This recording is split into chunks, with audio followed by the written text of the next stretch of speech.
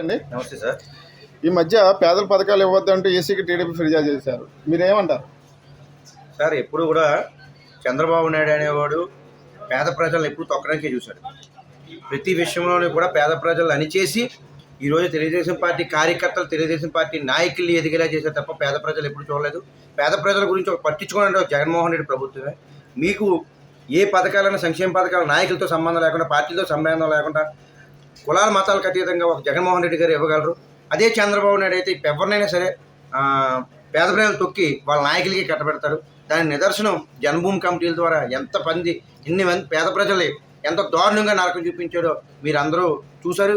ఈ యావత్తు రాష్ట్రం అంతా కూడా చూసింది.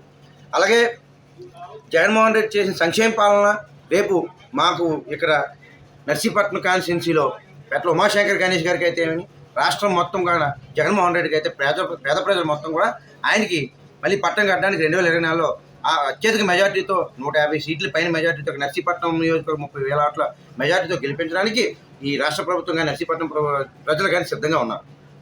Thank you.